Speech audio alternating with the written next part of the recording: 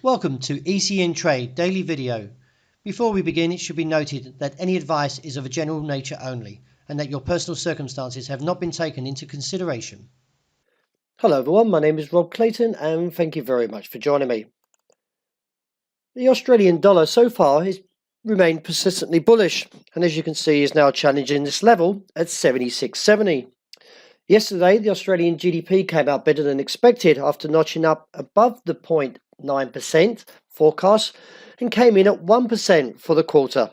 This is a strong number in what has been one of the few for this week for the Australian dollar, but nevertheless the market has found a bit of momentum on the back of this.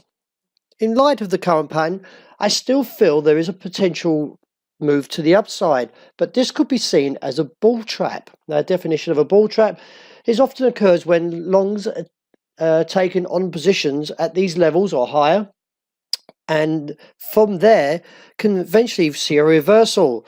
This counters a move production as a trap, leading a sharp sell-off. If we encounter a bull trap towards the 77 cent when the market starts to accumulate long positions, then we could see a sharp turnaround and feel the pressure from a long position bail out as the market drops. I'm not bullish at these levels. I feel the market is still on the last of its legs. As you can see from the structure, it's not as strong as it was previously seen. So therefore, as I mentioned, towards 76.70 to 77.40 could eventually see a turnaround. Support on the day comes in at 76.30.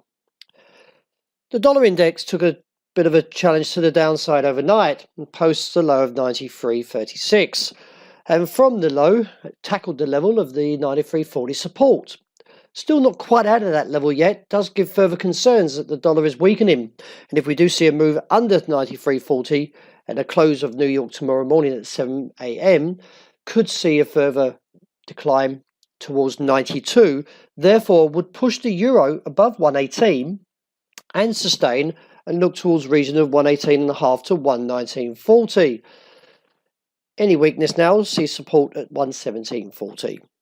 The dollar yen is still bullish but still struggling to get to its target, but it will probably eventually be reached. I feel overall though that 110.55 should be reassessed in case we do see a sharp turnaround from this level. Support on the day is currently seen now at 109.60.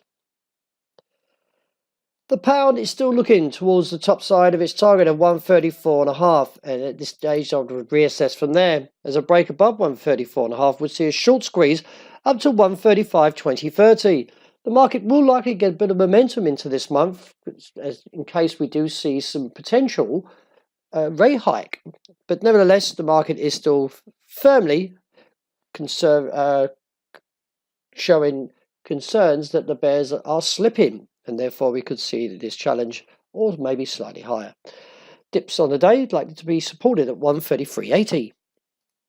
The gold took a brief tumble overnight and then recovered, but again rejects the level of 1,300.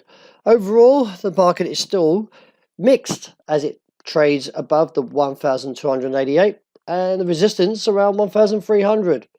Until we get a clear direction, which I think is bullish, still buy dips from the 88 region. And rounding off with oil, well, the market soon slipped overnight, and from the flag it still gives me a 62.40.80. Now this bearish flag, as well as the break of the trend, does support this negative view I'm holding, and then reassess or maybe take profit towards the 62.40.80 region. Resistance on the day now seen at 66.45.